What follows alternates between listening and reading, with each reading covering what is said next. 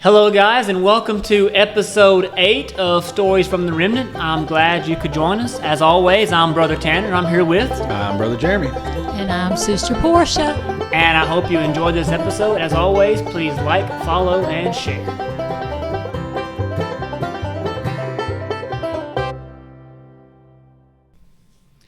Hello guys, and welcome to episode 8 of Stories from the Remnant. I'm glad you could join us.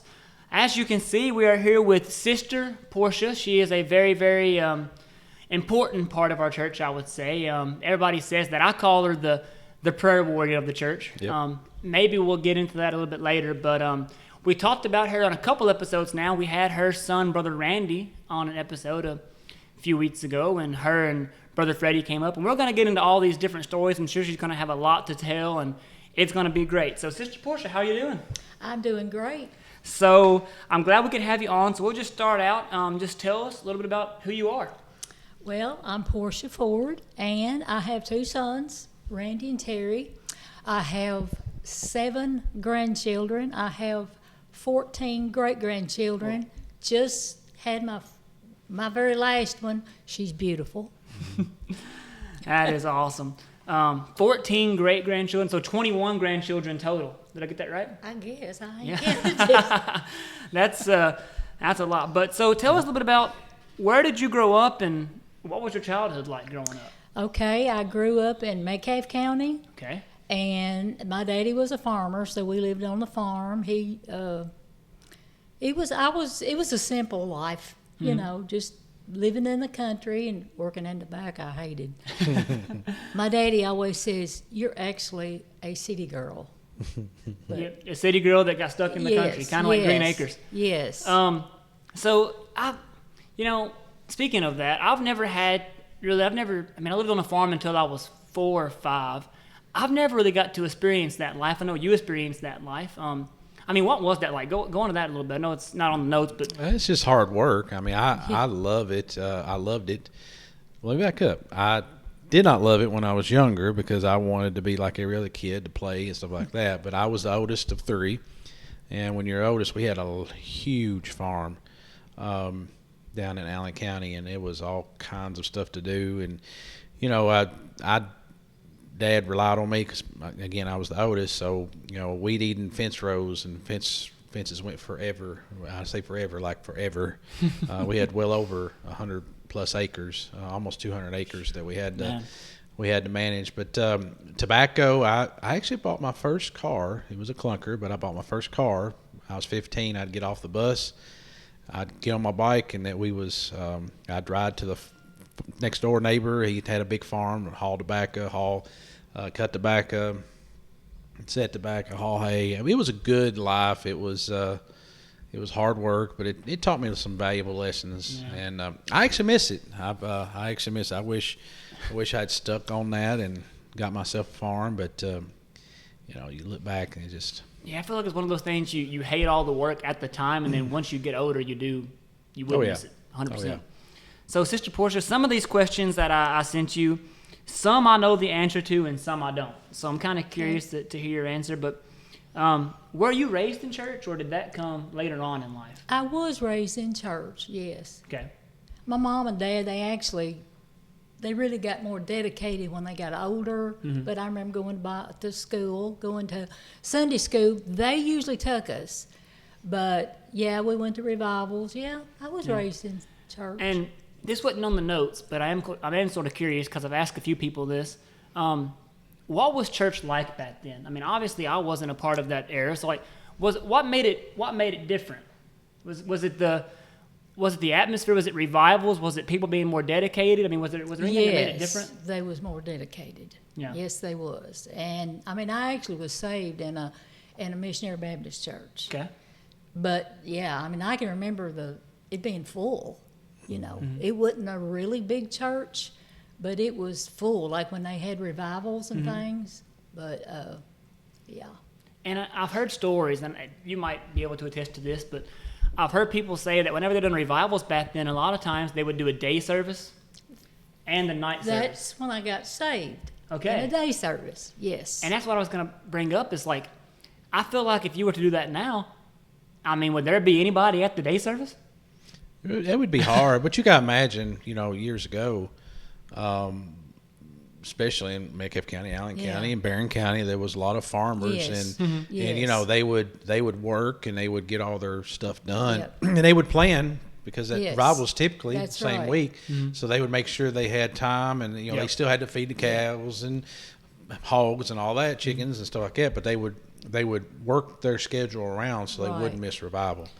And the video that I was watching too, it mentioned about there was a lot more, stay-at-home moms then. Oh yeah, And a lot Right. a lot of the kids, and this might be part of the reason, that you were able to get saved during the daytime revival, is a lot of the kids during the summer, they would go to the day service with their moms. And a lot of times I feel like that service probably was more geared toward the kids and the young people of the church. I'm not sure, I wasn't there, but the podcast that I was watching was talking about how like a lot of kids were saved during that daytime part of the revival.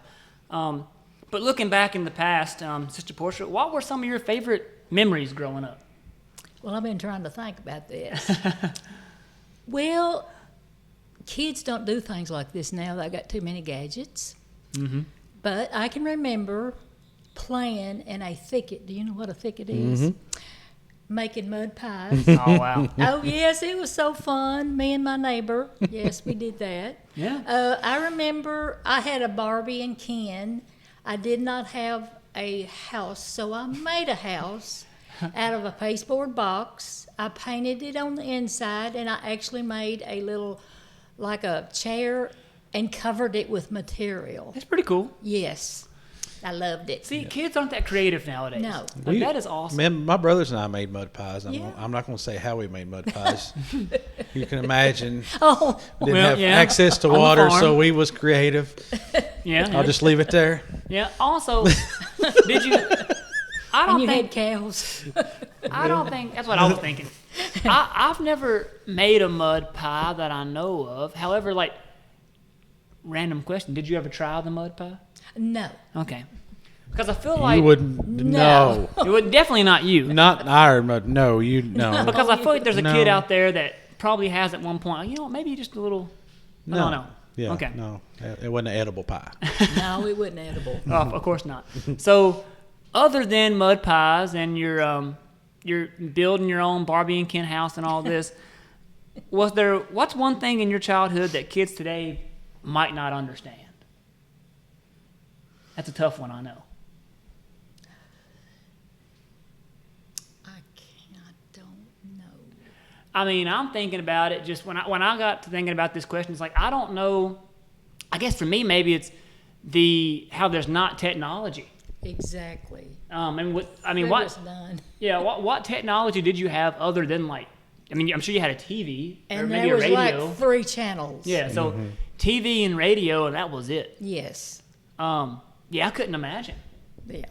I I think. think life was better then. I think what one big missing thing is they wouldn't taught accountability.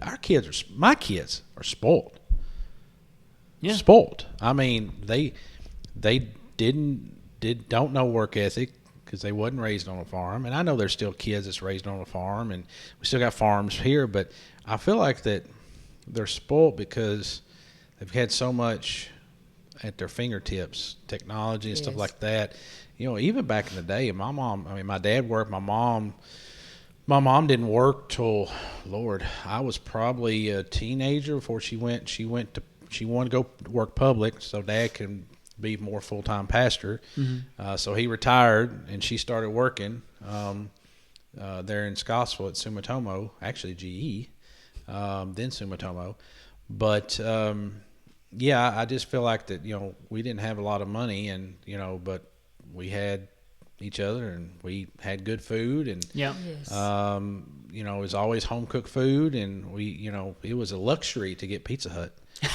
and I mean we was high class. We got Harper's catfish on a Friday night. Yeah. I mean, so it was my kids good kids, but we passed by a drive-through and I mean they're hemorrhaging, Yeah. but so we supposed to stop, we just a different time. I think part of it too, speaking of fast food, is like maybe it's more like a microwave society. I've heard you preached on this, where like everything is sped up so much now. and I've studied this a little bit. I think this all started, speaking of TV, I think this all started during like when we finally got like the 24-hour news cycle. It's like, because do you remember, I don't know if you remember or not. Didn't there used to be a time, where like the TVs would like, there would be nothing on after a certain time. Like it it would would shut off. Yeah. Yeah. Yes. About 12. I don't know. Yeah, it it's was- like, I mean, now you have so much at your fingertips. You know what's going on at all times. I can know what's going on in China right now by the click of a button. You just didn't have that then. I feel like, it being so much slower would be, you could go back for a day. Like, I think it'd be just awesome to experience, like, how it was, how much slower it was, and probably wasn't as stressful, probably was a whole lot more relaxed. It was. And you were probably a whole lot closer to family because that's who you had. Yes. I just don't know if we would. I mean, even me that reminisces, and If you could survive it. we've got so used to everything. I mean, could I get from here to, some other city? Could I drive through Atlanta without GPS? Well, no. Yeah. I mean, map. We had a Rand McNally, big old map, and it just, I don't know. Wow. So, looking into your faith, I know you said you got saved at a daytime revival, Missionary Baptist Church, back when you were a kid. So that's when you first found God in your life. But who are the people who influenced your faith early on? That's very easy. My grandmother. Okay. Yes, my grandmother. She was a praying woman. Yeah. I can remember going up to her house, and before I'd go in the door, I could hear her praying. She would be in the pantry praying. Wow. Pretty loud. And even in her barn, I mean, I've heard people that lived around there say that they would go by her barn and they could hear her praying. Wow. So she was amazing. So that might explain a little bit of where Sister Portia got it from. And I want to go ahead and throw this out there. That's why it's important to raise your kids, teach your kids, and show them the way of God. Yes. I mean, if it wasn't for Sister Portia's grandmother, who's to say that we would have Sister Portia the way she is today? Well, just like what she described her grandmother, it was Sister Portia's one we turn to. I mean, Sister Renee, I mean, she needs something, she's calling, she's got her on speed dial, So the influence that Sister Portia's had on all of us, I mean, it passed from generation to generation. I mean, that was instilled in her by her grandmother. Yep. And what she's done for so many, whether she knows it or not, has instilled the next generation, as I preached this last week. What Sister Portia's done is inspired her family and even outside her family, Sister Renee and others, that we turn to her. If you want prayer, do you want something to happen?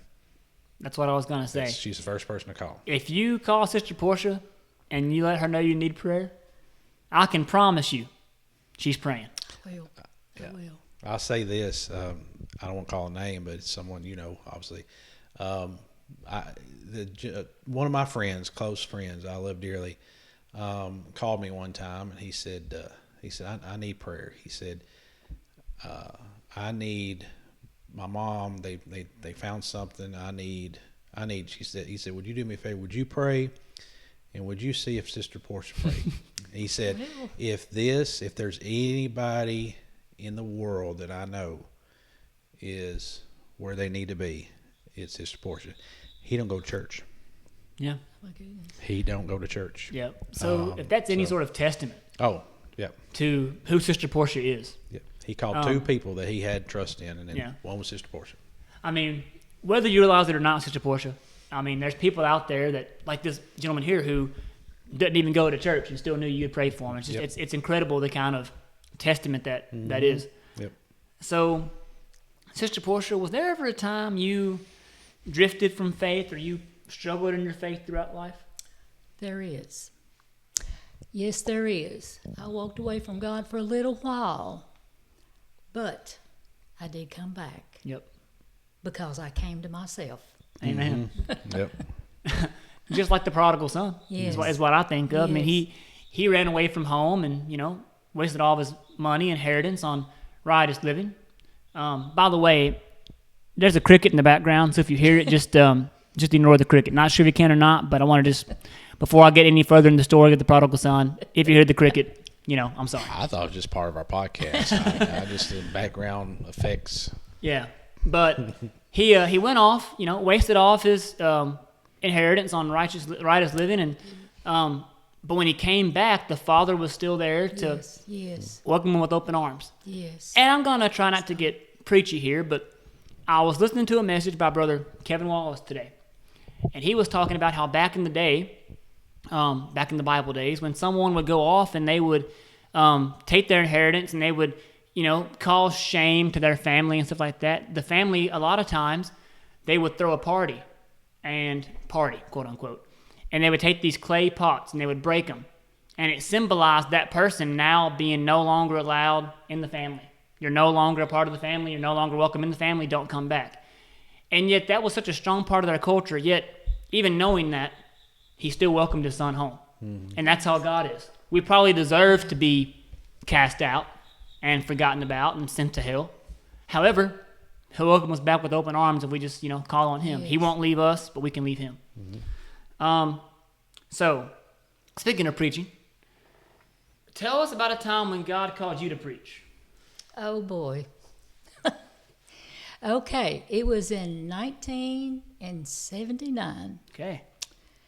But I ran from it for years because my husband did not believe in women preachers, and his family did not believe in women preachers. So we moved to Scottsville shortly after that, and I thought I could run from it because we moved to Scottsville, but I didn't. I still had the calling. Mm-hmm.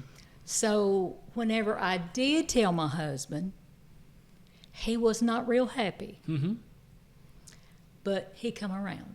Mm-hmm. He did. He come around. And he was really proud, after I started preaching. Actually, I started preaching in the jail before.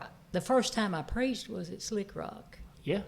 I remember what I preached to, but I was so scared. Well, if you don't mind me asking, what did you preach at Slick Rock? I preached the power of the tongue. Wow. Yes.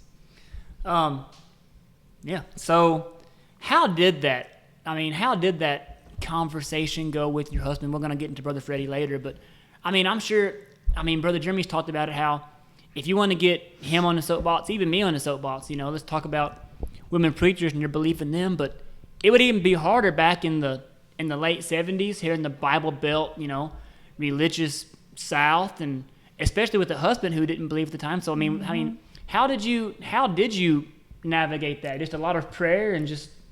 Yeah, and for a long time I didn't even tell him. Yeah. But, I had to do it. Yep, 100%. When I got called, I thought, Lord, I can't do this. I'm not smart enough. I don't know the Bible enough. I don't read good. All kinds of excuses. I'm sure y'all know. But anyway. Yeah, another Bible story that reminds me of, was it Moses, who went to Pharaoh. Let my people go. God chose him even though he couldn't speak real well. He didn't feel like he was called, yet, God called him. That's right. So, Brother Freddie. So we're going to get into Brother Freddie a little bit. This is the part of the podcast that I was really looking forward to, actually. We've mentioned him a couple times in previous podcasts. There's a lot of stories we could tell on Brother Freddie. I even told one in our last podcast that'll come out. You'll see it tomorrow about Brother Freddie. But how did you and Brother Freddie meet? Okay. I probably told this 1,000 times, but I still like to tell it. Of course. Okay. His sister was my neighbor, and I would go to her house from time to time. So one day she says, I was at her house, and she said, my brother is in Vietnam, and he really wants people to write him.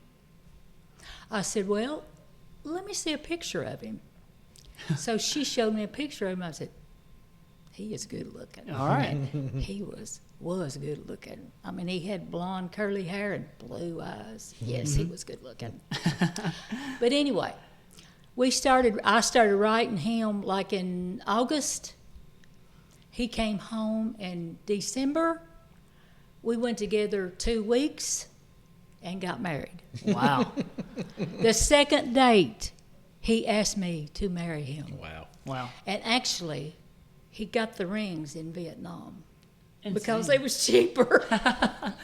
That is, I mean, like making a movie. They was really nice rings. I mean, mine's about, it's really war. But I mean, anybody watching this right now, if there's a movie producer out there, like let's go ahead and just write the movie.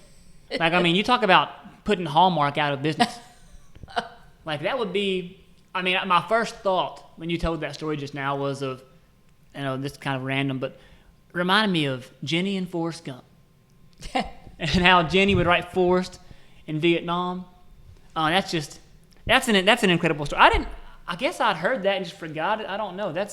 I knew you were only together and only dated for a couple weeks before you got married, but tell us a little bit about Brother Freddie. What was he like for people that didn't know him?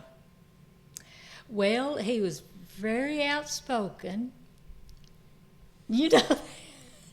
but Freddie was a really good person.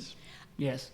I knew things that people didn't see in him, but he had a really tender heart. Mm-hmm. I mean, there's times when, we'd be watching a movie that was really sad, and I'd look over and he'd be crying, and I wouldn't even be crying. And, when he would get blessed at church, mm-hmm. he would cry, and he'd say, all I can do is cry.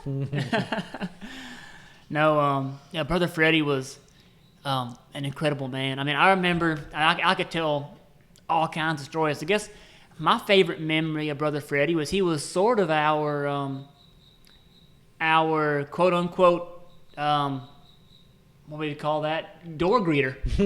Yeah, he was always out there. For the church. He was always the first one you seen mm-hmm. whenever you pulled up, sitting by the door. And you always knew, at least I did, you always knew where you stood with Brother Freddie. Oh, yeah. So yeah. You would always know that if I'm coming in the church, if Brother Freddie said, hello, good morning, Tanner, how's it going? You and Brother Freddie's on good standing. However, Brother Freddie might not say a word to you. If he didn't like you. I'm sorry, that's just the way he was. So if you was to ask him, he would tell you. Yeah. Brother Freddie, I mean, just I want to tell one story on Brother Freddie real quick. I didn't know if I was going to tell it or not, so I'm going to go ahead and tell it. Go ahead. One time, I was a kid. I don't know how old I was. Let's say we were here at this church. Maybe I was 9, 10 years old. I don't know. And this church hadn't been here very long. And somebody had set a Bible on the ground by one of the posts out there in front of the church. I didn't know who set it there. It wasn't my Bible. It was out there when I went outside. I don't know where it came from. However, me and the youth here at the time, me and the kids, the other kids here, we would play tag back and forth between the poles. And I ran to tag one of the poles, and when I did, the Bible that I didn't know was there, I accidentally stepped on it. Oh. And Brother Freddie was sitting out there, and you would have thought that I had murdered someone. I understand you shouldn't step on Bibles, but I didn't see it, nor did I know it was there. But I'll never forget how mad and how angry he got at me. And looking back on it, he probably should have gotten angry. And I told him later on when he got older, I told him, like, hey, Brother Freddie, like, I didn't know that was there. Like, I thought he was going to kill me. Like, Brother Freddie, like, now I know where, like, when Brother Randy says, like, he had a way of getting to you, like, yeah, I mean, he did. Like, I thought he was going to kill me. So anyway, that's my story on Brother Freddie. But how long were you and Brother Freddie together? 52 years. 52 years. 52 years, yeah. I mean, I couldn't imagine. I mean, 52 years that's a long time. Yeah. That's what is it? Half a century, decade? What I get on century? Century's 100 years. Mm-hmm. Half a century. I was only 16. Yeah, you were when 16 we got when you got married, and he was 20. I had just turned 16. Wow. Now again, going back to the movie producer, like, we've got to write a movie about this. So Brother Freddie passed away in 2022. Is that right? Yes. So being together 52 years, I can only imagine how hard and how tough that was. It was. How did your faith carry you through the loss of Brother Freddie? I could not have made it had it not been for the Lord. Mm-hmm. I mean, there's times I just cry out and say, Lord, please help me. You know, I mean, because I depended on him for so much, and I loved him so much. I mean, he was like the love of my life. Of course. And I just totally had to depend on the Lord, and he's brought me through. I mean, there's still times that, you know, that I miss him all the time. Of course. But I know he's in a better place now. Of course. And I'll see him again. Of course. I didn't put this in the notes, but I'm just sort of curious. If someone was here today and they were going through loss, you know, like you have, what would you tell them to help get them through that? With any advice you would give on? I would just say, you trust the Lord. God will bring you through it. You may have some hard days. Mm-hmm. I can remember the nights were so bad. I just couldn't hardly go to sleep. But you just have to lean on the Lord, and God will give you the strength, and He will help you if you'll trust Him. Mm-hmm. Amen. So, on a lighter note, I couldn't wait to ask this question. So, if Brother Freddie was here today, what do you think he would say about you being on a podcast? He'd say, you can if you want to, but I'm not going to be on it. I would love to get Brother Freddie on. I would have loved to get Brother Freddie on a podcast. Oh boy! I don't know how that would have went. I don't either. If you want brutal truth, it'd be really good. If we could have got him on the podcast, that's the first step. I would have probably had to do quite a bit of editing. You know, take this out. But however, it would be incredible. And I was talking to you about this earlier. I wish we would have. It's hindsight's 20/20. I wish we would have started the podcast about 5 years ago, because I would love to have a memory of Brother Freddie on a podcast or Pa on a podcast, just to look back on. Yes. I mean, it would be, and that's why I think for me, the views are awesome, the shares are awesome, the comments are awesome, getting the word out there is awesome. But for me, it's I can't wait to look back on this 20 years from now. Yes. And just hearing these stories and how awesome it's going to be, just to have that memory to look back on, it's going to be incredible. So, anything you want to say about Brother Freddie before I go on to story time? He was awesome. I loved him. He had a persona to everybody thought he was so rugged, and his exterior just, again, truth. I've said this many times. I still laugh. We had before I was pastor, we had a singing group here, and a man singing. I don't know if it was a group, and he was doing his thing, and Brother Freddie went to the bathroom because I think he had his fill, and that guy got done and intermission or whatever, and he went back here, and Brother Freddie's coming out of the bathroom, fellowship hall, and or after church, it may have been after church meeting, said, well, brother, what'd you think about it? He said, I'll be honest with you, I ain't like it at all. I thought you was nothing but show. Oh, man. I mean, right to his face turned, walked off, and I was like, oh, and he was nothing but show. Goodness. He was not. He was not. He was. Yeah. Yeah. So you better be, you asked a question, you better be ready for the answer. Very ready. But I loved him. What blessed me so much is, what I was getting at is, it just, everybody thought he was just this, Vietnam veteran. He was, and just hard, and he'd tell you, but he was so different. And I've seen him just be blessed at church, and I said this, I believe, when I was honored to do his funeral. I seen him. I went over to one of his neighbor's house, I guess, right down the road. I think it was 2 or 3 houses down. That gentleman that that was a friend of his. Yeah, he was a friend. He said, "I want you to come over here." Yes. I'd go every once in a while. And I loved that little shack. Yep. That he had. He lived in that shack. I love his cabin. Yeah, it was, to me, it looked like a mansion. I loved it. I told Renee, I said, I got to get me one of these. And if I've got a picture of that, I'm sure there's a picture of that out there somewhere. He loved that. I'll post it on the podcast for everybody to see. He loved it. I loved it. Anybody come, he loved people coming out there, and he'd show, every time I'd out there, he'd show me something else he got, but I'd go out there and visit him. He said, one of these days you come out here, I want to take you. So he took us to this guy, and he was in a wheelchair, and just his health wasn't bad. Not Brother Freddie, his friend. Yes. And he liked to sing, him and his I guess his wife. Yes. And I watched, and Brother Freddie just cried and cried and cried, and it just touched me, because again, when people start talking about Brother Freddie, there's all kinds of good stories. Yeah. But it's just when it comes to God and worship stuff, did I ever see him, run around and shout? No, but it was just to see that, and when he heard about singing about heaven and stuff, when there was something different, and that's my biggest that I'll never forget.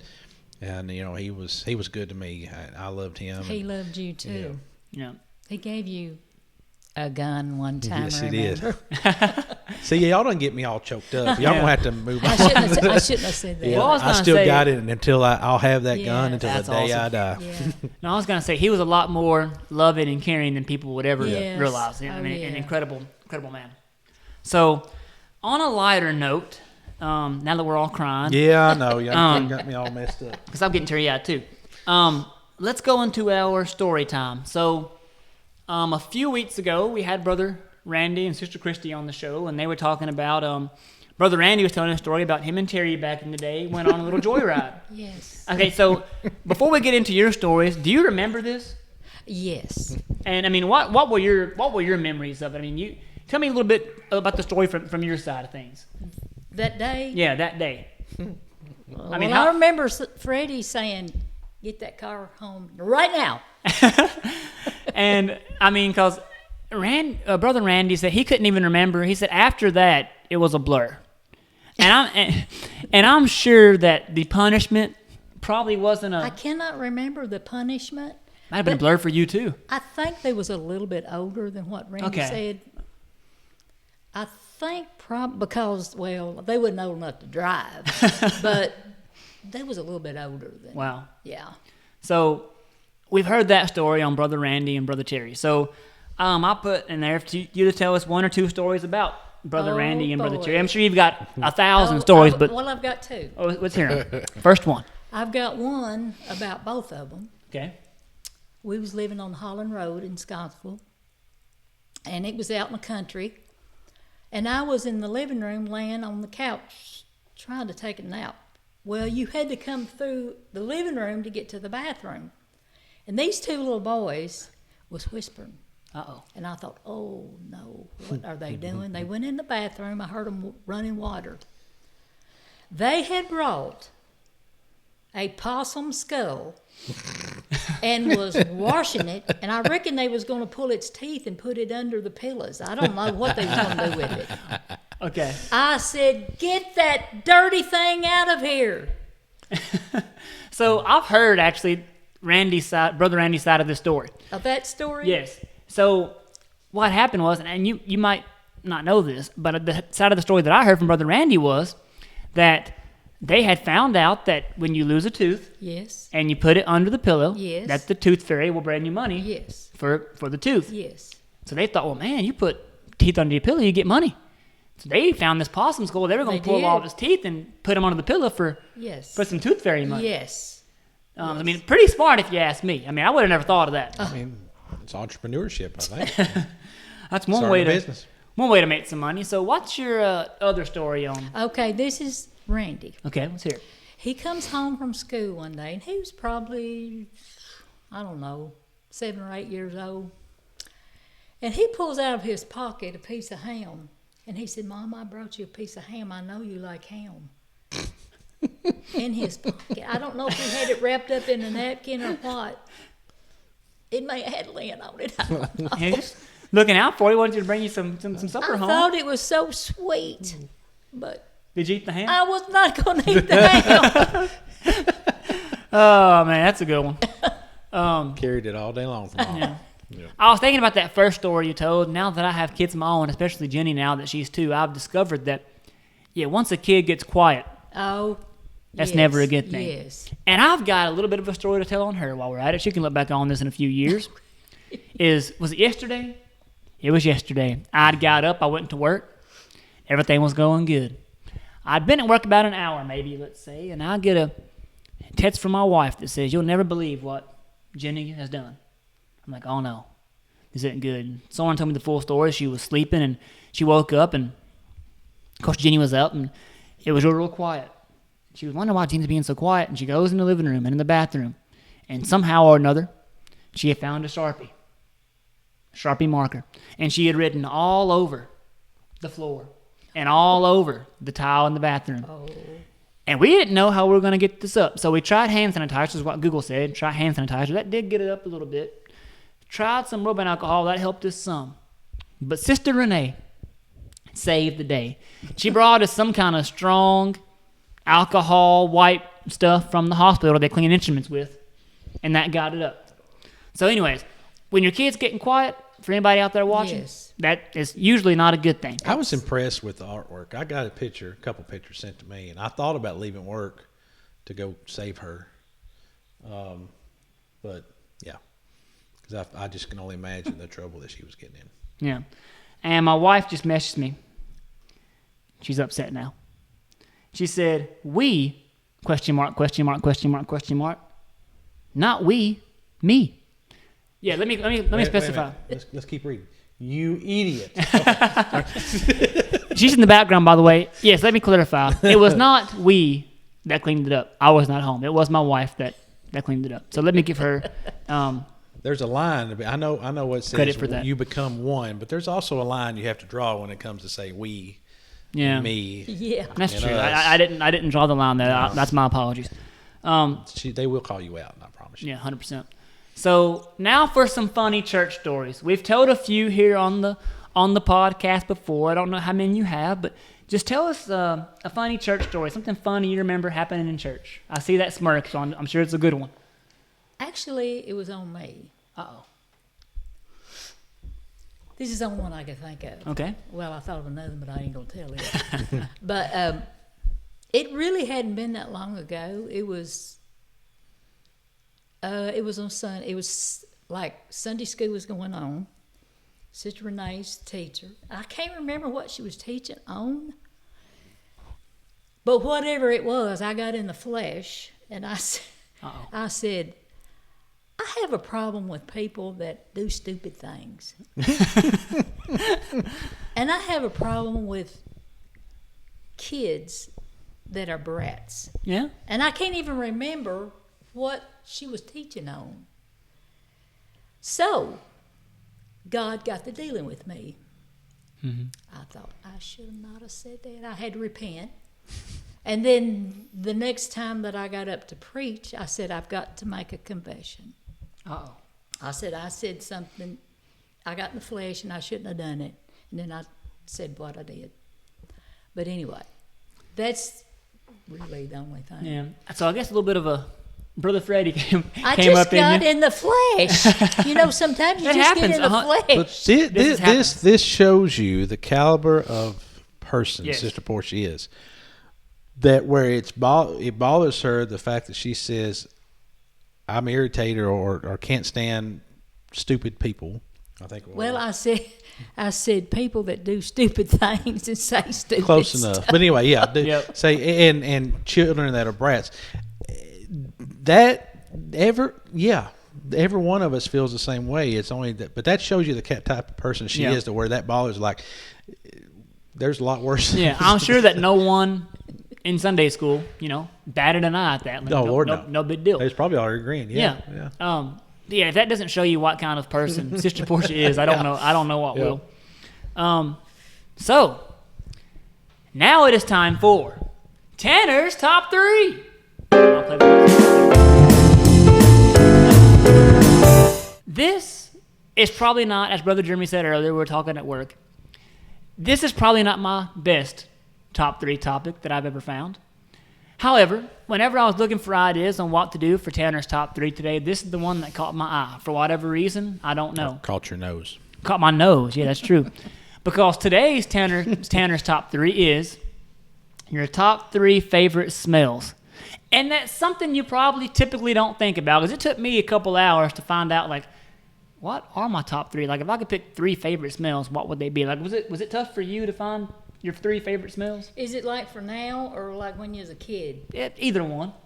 So it can be from now or a kid, but I'll go first. We'll switch it up. I'll go first this time, then we'll go to Sister Portia, and then we'll end it with Brother Jeremy. So my top 3 favorite smells.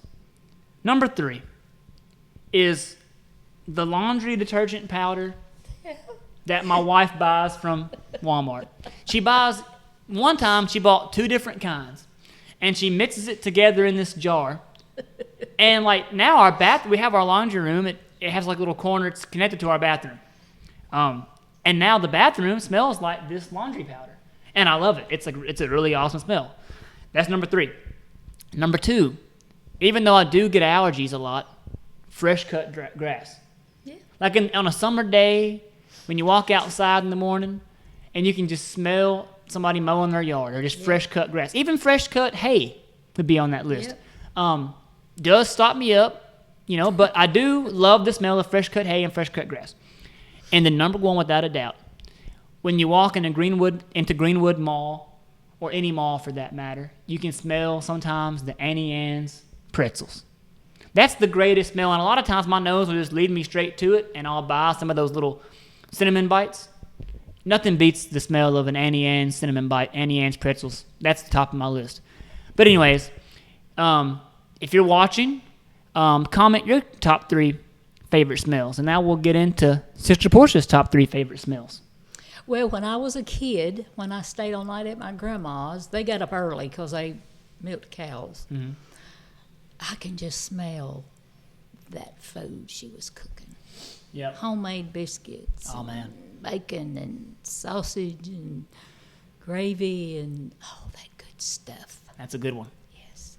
I love pizza, too. I love the smell of pizza. So pizza, and then, a good homemade meal. That's a good one. My grandma, my dad's mom, she fixes a lot of food like that. And that is right. Whenever you first walk in her house and she's fixing a good meal like that, that does stick with you. That's a good smell. All right, Brother Jeremy, you were having trouble with this one. Top 3 favorite smells. What are they? In fairness, I've really enjoyed the top 3. I'm not, and I told Tanner, of course, I'm brutally honest with him. He's brutally honest with me, too. I struggle with this one because I don't go around. Yeah. So I really don't know. I mean, there is a couple things that did come to mind. I do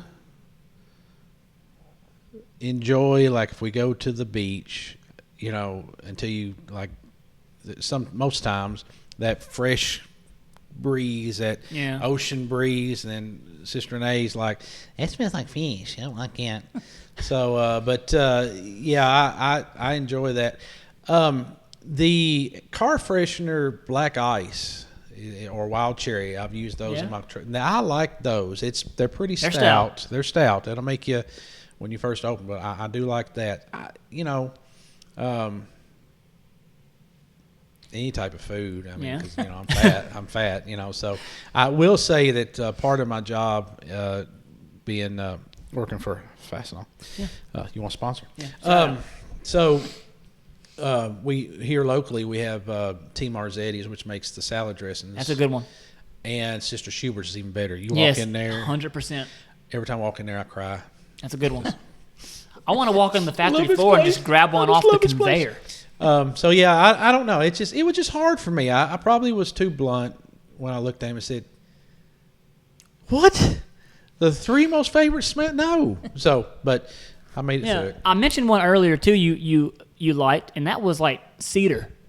Yes, I do like like. fresh I cut love cedar. the smell of cedar. It's fresh cut wood.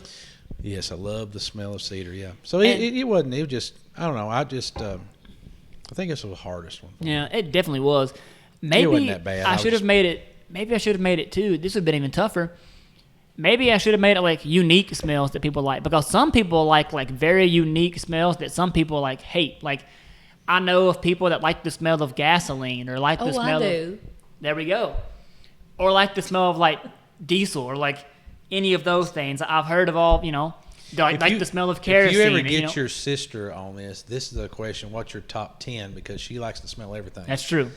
Which is weird. It is weird. Yeah, she'll smell anything, good or bad. Like if she knows it smells bad, she'll go ahead and smell it anyways, even knowing it smells bad before she even smells it. I've got one of my kids. I'm not gonna call him out, Trenton. That does the same thing. He's just infatuated with. He'll be looking at his phone. He'll be going. Wonder how it smells. I don't know. I don't know, but whatever. So, but it's just a quirk he has. Yeah. He's not going to like me now. So, anyways, if you're out there watching again, if you smell everything, comment some of your favorite what smells. you smell, what you like. I don't know. Yeah. For anybody, I'm sure your wife could do good at this too. Like, she goes to like Buff City Soap a lot. You can go in there and you can smell all that stuff. I'm sure there's a bunch like of good... it, but it is so. I like taking her there. She loves that place. But man, it's so overpowering. You walk in there, you're like your eyes are swelled shut by the time you get out. Don't they give you like something else to smell that like cleanses your? Well, a lot of times if you go to a perfume place, they'll give you coffee beans. Yeah. Which I'm just standing there. I'm just walking around with coffee beans like this. I love coffee, so Yeah, that's another good one. My wife, Soren, she said that. Coffee. Her favorite one was coffee, like fresh brewed coffee. Yes, that's a good one. But anyways, like a Starbucks, just go sit in Starbucks. Don't buy anything because it's expensive. They probably actually bought her. You can look this up. Actually, we had one in our kitchen. I think we used it all. We bought a coffee scented candle for our coffee bar. Yep. It was great. It was really, really good. Your wife loves Starbucks. Like when me and Renee's sister Renee's traveling, we try to. We love your daughter. We love your daughter too. We love and your son. We love your wife so much that we will, like, Sister Renee does not drink coffee. I do, but we will go to Starbucks just see if they got a cup. You know how many times we try to find her a cup? Where was we? Montana? Maybe Montana. Mm-hmm. I don't know, but yeah. Yeah, she loves collecting the little cups. state We're mugs, fixing to go to a place that she may never go, and I'm fixing to find her one. Just don't tell her. I'm going to surprise her. Yeah, just surprise her with She's sitting right there. Yeah. So that's been Tanner's top 3. Again, comment your top 3 favorite smells or even unique smells or, anything you might have on that topic. Anyways, What if you're stopped up and you can't smell? I don't know what to tell you. At that point, just I'll get off the soapbox on smells. Yeah, at that point, just. Does anybody else think it's crazy like me? It is a crazy topic to think about, but anyway, it is something that people should think about. I think at least once in their life. Usually, the only time you know something smells when it smells bad. You're like, oh Lord, what is that? That's true. Is that you? That's true. But anyways, off the smells for a second. Now it is time for Jeremy's Gone But Not Forgotten. And I've not heard this one yet today. He told me that he likes it when I don't know him so he can surprise me with it and get a better reaction. So what is your Gone But Not Forgotten topic for today's episode? He did when I challenged him on his top 3. He did say, well, you've had a pretty rough run with your Gone For Not Forgotten, like Danish wedding cookies. I kind of hurt my feelings. I got a lot of response. Matter of fact, I got some, I won't say generic, I got some Danish wedding type cookies given to me. Yeah, I tried them. That was found at Walmart. It wasn't the same, but it was really close, and I enjoyed them. I ate them all. I did share a couple, and they were awesome, and I know where to get them now. But anyway, so off the food, because I need to start getting off the food because I'm showing my true fatness. But so anybody that knows we love to travel, me and Sister Renee, and I'm very much a kid. I love amusement parks. Oh. Sister Renee does not love amusement parks. Too hot. It's weird. So when we first got married, started dating, getting married, we would go to amusement parks and she would ride everything. Mm-hmm. Everything. Yeah, she also gets the motion sickness. Yeah, she's getting old. Anyway, so she would always get mad at me because I was a chicken and I wouldn't ride the big roller coasters. Yep. Now she won't ride. She don't ride Dumbo. But anyway, she did ride a couple here the other day, but she gets sick on them. And now at 46 years old, I want to ride everything. Yes. Everything. Don't scare me like I love all of it. So I'm going to the next couple is going to be from the amusement park side of things. Mm-hmm. And you're going to remember this one because you was 2-ish when we wrote this. I don't know if you remember it. We'll see. Okay. Gone But Not Forgotten. This episode is none other than at Universal Studios, the ride that was called Twister. Okay. Now, I do not remember it when I was 2. However, I did go later in life, and I might even been with you later in life too. I don't know. Been. And I do remember it. Now, go ahead. The first time I rode this was in 2000. Tanner was 2. We went with his mom and dad and his Uncle Alan, Nanny Gail, Uncle Jimmy, me, Renee. Yes, what a trip. I can't think. Bree wouldn't. No, she wouldn't know where to be thought of. I think it was just the rest of all of us. Mm-hmm. Anyway, we went down there. We went. Did we do? I think we went to Disney. I know we went to Universal. Yeah, we went to Disney because we went to Epcot because me and my mom, to this day, it was the Millennium, and me and my mom went and got this picture made of us, and they carved it in stone. And I've not been to Epcot in a while, but me and my mom have this card where we can actually they put it like on a wall there at Epcot or maybe on the ground. That's pretty cool. And we've got a card now where if we go back, like we can go find that's pretty cool. our face in the stone at Epcot. But anyways, continue. Yeah. He was so Tanner was 2, little blonde headed, cute as a button. I don't know what happened, but anyway, so we went. I can't remember if you rode a Twister or if you was too little, but I absolutely loved it. And it was the ride. It was off the movie that. Not the remake that come out. The original. 3 or 4. The original. Yeah.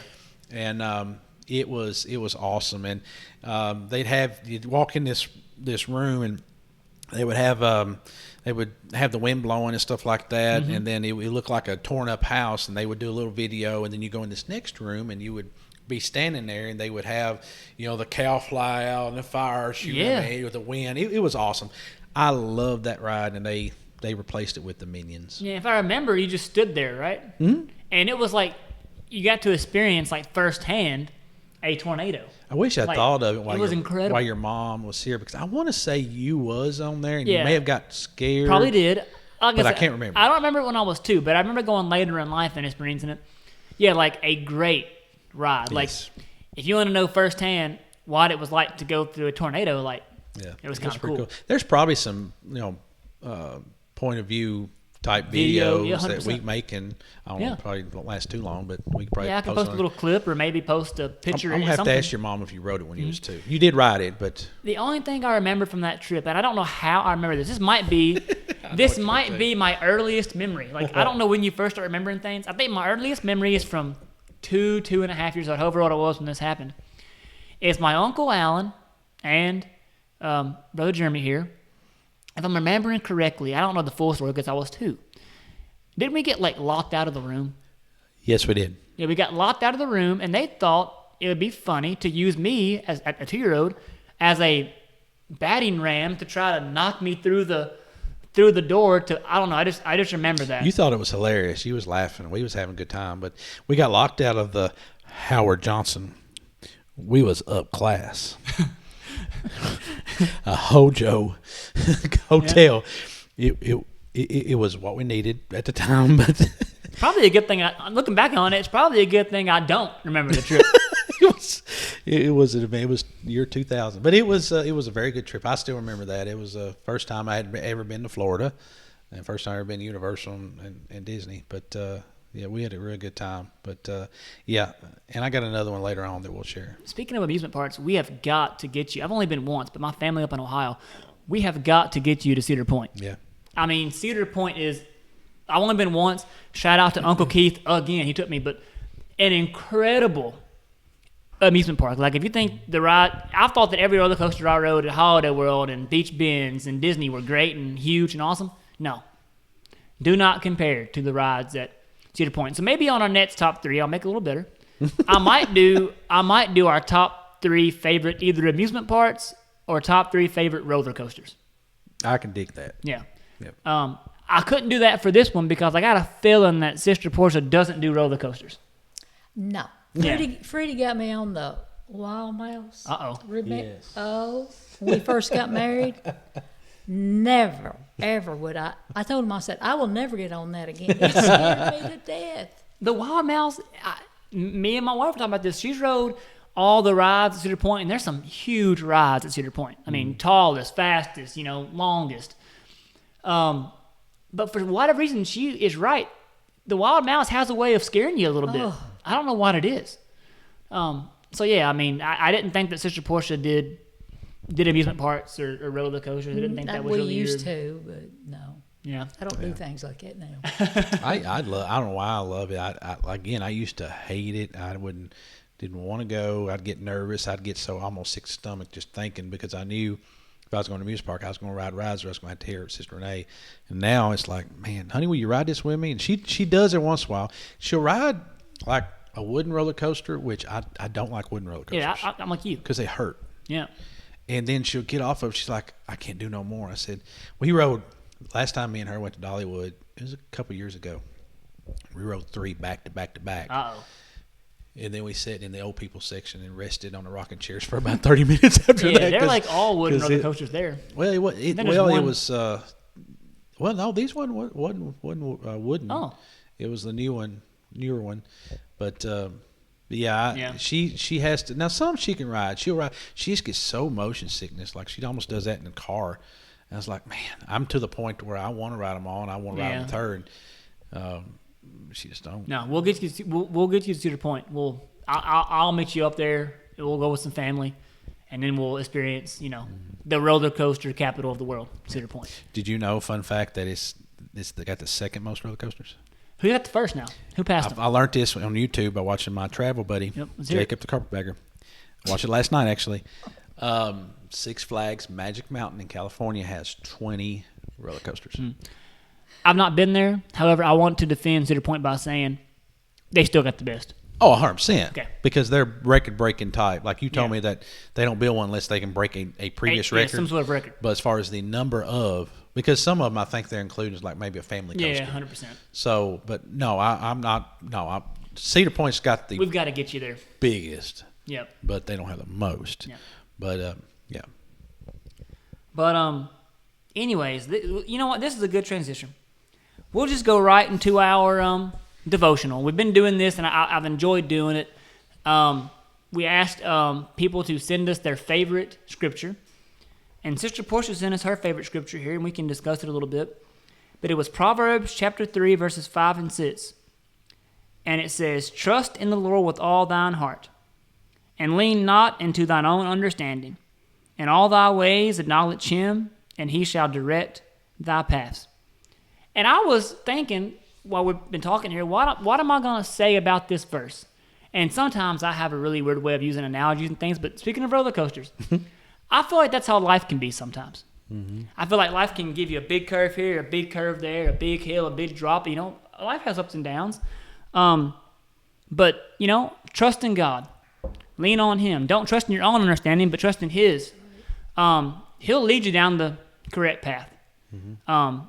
You just have to have the faith and the trust to follow him. And a lot of times, it might seem like you have no idea where God's leading you. God just makes no sense. Why are you leading me down this path? Why are you sending me this way? But yet, in the end, it'll always lead you to the correct destination and where you should go because you were trusting and following God. Anything you want to add to that, Sister Portia? Well, actually, God gave me this scripture. One day I was walking, we lived out in the country, and we was fixing to go through something financially. And I was praying about it, and that came to me, that scripture came to me.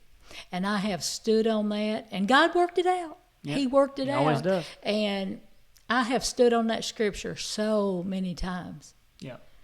And God is, if you just trust him, don't try to figure things out yourself. When true. You're fixing to go through something, or don't try to figure it out. God knows best. That's true. Anything you want to add to that, Brother Jeremy? Yeah, I like the roller coaster analogy. Just like, a lot of times we want to try to get on a roller coaster and we're like, is this going to hold me and stuff like that? But you got to understand, before they're ever put the first person on, they go through trials and safety, and they've got the right harnesses, they've got the right gear, they've done all their homework. Everything's good. Now, there's no guarantees because there's accidents happen, but same thing. God's already knows our path. He knows what's ahead. He knows what's going to happen. Yep. The problem is because we can't see what the future is. God already knows what the future is. He knows if you just stay here, you're going to be blessed. I'm living that right now. Is there's some things that my personal life with work that I got. Anyway, it's good now, but I couldn't see it at the time. It's great now. Yeah.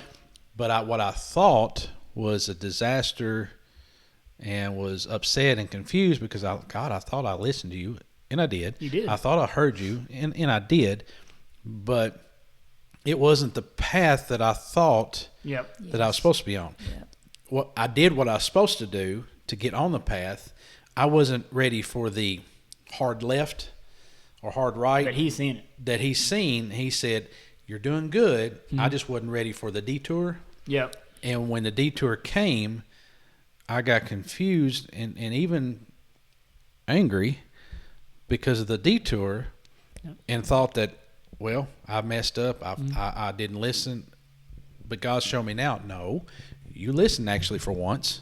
Yep. And I got you on the detour, and now you're on the path I always wanted you on. And the path now that I'm on is 110% better than where I was. Yep. Yes. So, And let me say, like, I even got on that same path with you, yeah, where it I seemed kind of like drug you along the whole time. well, and I took a step too, and it's kind of like God. And at the end, you were right. It kind of sounded like God.